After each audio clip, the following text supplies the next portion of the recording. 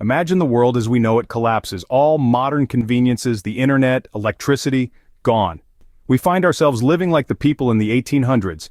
In such a world, survival is paramount, and the key to survival lies in understanding the past. Specifically the items that were considered essential for survival in the 1800s. Now, you might be wondering why the 1800s? Well, it was a time when people lived without the modern conveniences we take for granted today. They didn't have power at the flip of a switch or the internet to answer every query. They relied on their skills, their knowledge, and a set of basic yet indispensable items to not just survive, but to live. In this video, we'll delve into these survival items from the 1800s, shedding light on the potential conflict between our reliance on modern conveniences and the need for traditional survival methods. So what can we learn from the 1800s that could be critical for survival in a post-collapse world? People in the 1800s had no power tools, no machinery. They relied on simple hand tools for survival. Imagine the daily grind of life in the 1800s. No power drills, no chainsaws, no electronic appliances. Instead you have axes, saws, and plows. These were the workhorses of the day, the essential tools that made survival possible. Axes, for instance, were indispensable. From cutting firewood for warmth and cooking, to clearing farmland for crops, their uses were as varied as they were vital. Each axe was a lifeline, a critical tool that was as much a part of daily life as the air they breathed. Saws, too, were a necessary part of life. They were used in building homes, crafting furniture, and even making other tools. A good saw was a ticket to a better life, a means of shaping the world around them. And let's not forget about plows. Back then, farming was a way of life for most, and a sturdy plow was a farmer's best friend. It broke the earth, prepared the soil for sowing, and made the hard work of farming just a tad easier. But it wasn't just about the big tools. The 1800s kitchen was a hive of manual labor, with grinders and churns playing pivotal roles. Grinders, for instance, were used to process grains into flour, a staple in every household. And churns? Well, they transformed cream into butter, a simple yet essential food item. These tools, as basic as they may seem to us now, were the backbone of survival in the 1800s. They represented self-reliance, resourcefulness, and resilience, qualities that were paramount in those days. Simple manual tools were the backbone of survival in the 1800s. In a world where we're increasingly reliant on technology, looking back at these tools from the 1800s gives us a fresh perspective on what it truly means to be self-sufficient. And who knows, these old-fashioned tools might just be the key to surviving in a post-apocalyptic world.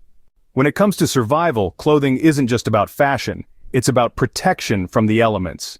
In the 1800s, clothing and footwear were designed with practicality and durability in mind, not just aesthetics. Materials were chosen for their ability to withstand harsh conditions and provide protection. Wool, for instance, was a popular choice because it's warm, water-resistant, and hardy. Cotton, on the other hand, was favored for its breathability during the sweltering summer months. Clothing designs were simple, adaptable, and functional. Long, full skirts and trousers were common, providing coverage and protection while also allowing for freedom of movement. Footwear was sturdy and practical, often made from tough, durable leather. Boots were favored for their ability to protect the feet from harsh terrain and weather conditions. But it wasn't just about having the right clothing and footwear. Knowing how to maintain and repair these items was also crucial. Skills like sewing and mending were not just hobbies, but essential survival skills. A small tear in a garment could be easily fixed with a needle and thread, extending the life of the item and saving precious resources. Moreover, clothing wasn't just a personal item, it was a resource that could be traded or bartered. A well-made coat or pair of boots could fetch a good price or be exchanged for other needed supplies. And let's not forget about the changing seasons. The inhabitants of the 1800s had to prepare for harsh winters, sweltering summers, and everything in between. This meant having a variety of clothing options to suit different weather conditions. Layering was key, allowing people to add or remove clothing as needed. In a world where fast fashion and disposable clothing have become the norm, we could learn a thing or two from the practical and sustainable approach of the 1800s. After all, when it comes to survival, it's not about looking good, but staying warm, dry, and protected. In the 1800s, clothing and footwear were about survival, not style. Without refrigeration, preserving and storing food becomes a matter of life and death. The people of the 19th century didn't have the luxury of popping leftovers into a fridge or freezer. They had to rely on time-tested methods of food preservation to ensure their sustenance through harsh winters, lean times, and long journeys. One of these methods was salting. Salt, a mineral that was abundant and relatively easy to obtain, was used as a preservative for centuries. By drawing out moisture, salt helps to prevent the growth of bacteria, thereby extending the shelf life of food. Meats, in particular, were often preserved using this method, resulting in salted delicacies like ham and corned beef that could last for months, if not years. Smoking was another common method of preservation. Like salting, smoking also served to draw out moisture, but it added an additional layer of protection by infusing the food with compounds that helped to prevent spoilage.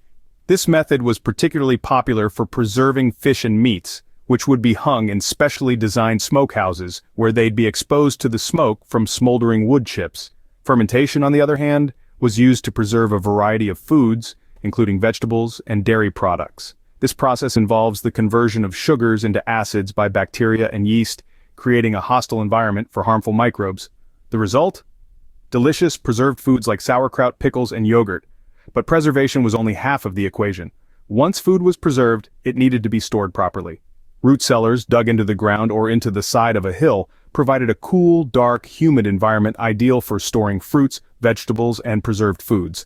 Ice houses, filled with ice harvested during the winter, served as a sort of rudimentary refrigerator, allowing for the storage of perishables during warmer months. In the 1800s, preserving and storing food was a survival skill. It was a way of life that allowed people to not only survive, but also to ensure they had a varied, nutritious diet year-round. And perhaps these are skills we should be relearning and incorporating into our own lives. In the 1800s, horses were the cars and mail delivery was the internet. Picture, if you will, a world without the constant hum of engines or the ever-present glow of screens. Instead, imagine the rhythmic clopping of hooves and the rustle of handwritten letters. This was the reality of transportation and communication in the 1800s.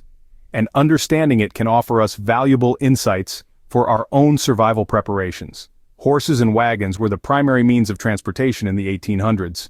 They were used for everything from daily commutes to long-distance travel.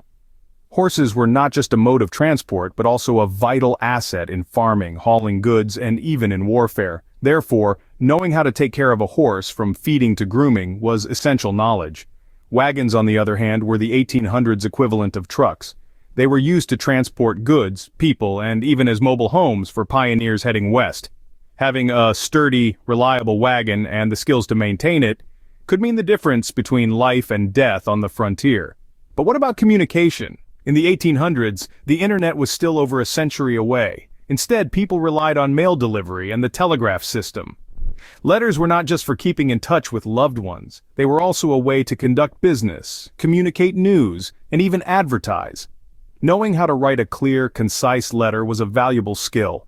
The telegraph system, on the other hand, was the cutting edge of technology at the time. It allowed for almost instantaneous communication over long distances, albeit in a somewhat limited form. Understanding Morse code and how to operate a telegraph could give you a significant advantage in a world without digital communication. Transportation and communication were slower but no less important in the 1800s.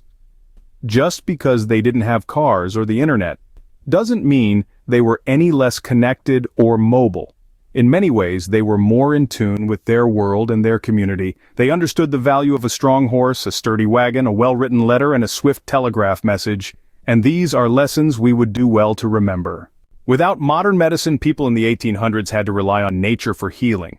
The wisdom of nature was their pharmacy, and it was a pretty extensive one. Herbs were the go-to for most ailments and even injuries. Let's delve into some of the commonly used herbs and their medicinal properties. Echinacea was a favorite, known for its immune-boosting properties. It was used to fight infections and speed up wound healing. Then there was the versatile peppermint, used not only for its refreshing flavor but also for its ability to soothe digestive issues and headaches. Another plant that was a staple in the 1800s medicine cabinet was the willow tree. Its bark was used to alleviate pain and reduce fever, acting as nature's version of aspirin. And we can't forget about lavender, valued for its calming properties and used to promote sleep and reduce anxiety. As important as these herbs were, they were only part of the story. First aid in the 1800s also meant understanding how to treat and dress wounds, often with what was on hand.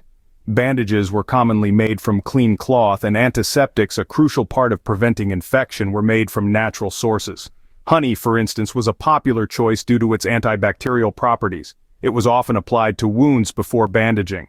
Alcohol, too, served as a readily available antiseptic, used to clean wounds and sterilize medical tools. Vinegar was another common household item employed as a disinfectant, particularly in treating minor skin infections. There was also a considerable amount of improvisation involved.